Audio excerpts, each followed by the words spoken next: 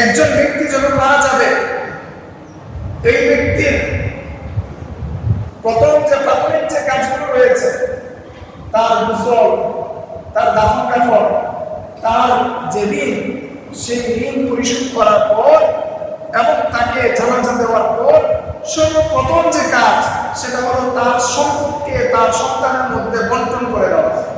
কি করে দেওয়া? সম্পদকে কি করে দেওয়া? তার সন্তানদের মধ্যে কি করে দেওয়া? বন্টন করে দেওয়া।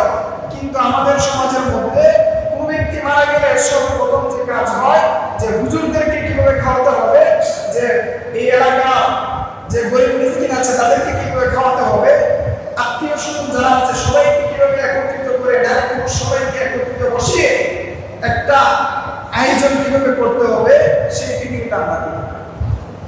প্রথম কাজ কি?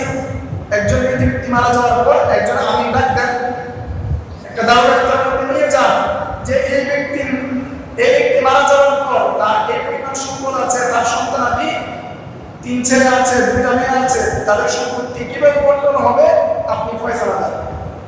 কিশোরগঞ্জ যাবেন দলিয়ায় দাওয়াত তার মধ্যে যখন এই ফতোয়া তলব করবেন, এই বিষয়ে জানতে চাইবেন, আপনাকে লিখিতভাবে দিয়ে দিবেন।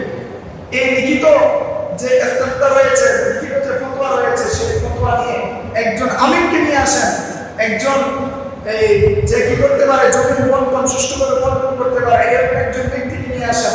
তার মাধ্যমে একজন মৃত ব্যক্তির সম্পদকে তার সন্তান যারা রয়েছে তাদের মধ্যে পরিপূর্ণভাবে সুন্দরভাবে বন্টন করে দেন। যদি ওই সময় সম্পদটা বন্টন হয়ে যায়, আমি গ্যারান্টি দিয়ে বলতে পারি কোনো সময় এই বাইরের মধ্যে আর ঝগড়া হবে না। আর কোনো সময় কি হবে না, এই বাইরের মধ্যে কি হবে না, ঝগড়া হবে না। কিন্তু কি হয়, একজন ব্যক্তি মারা গেল, তার সন্তান আছে 5 জন, তাদের সন্তান আছে, কেউ থাকে ঢাকা, কেউ থাকে অন্য জায়গায়, কেউ থাকে অন্য জায়গায়। যখন ওই ব্যক্তির সন্তানরা বড় হয়, যারা ঢাকা চলে গিয়েছে, তারা ঢাকা গিয়ে একটা অবস্থান করছে, যারা গ্রামে আছে তারা সব সম্পত্তি ভোগ করে খাচ্ছে। কিছুদিন পর বাতিজারা আসে, এসে বলে আমাদের হক দেন। হক দিতে চায় না, গরিব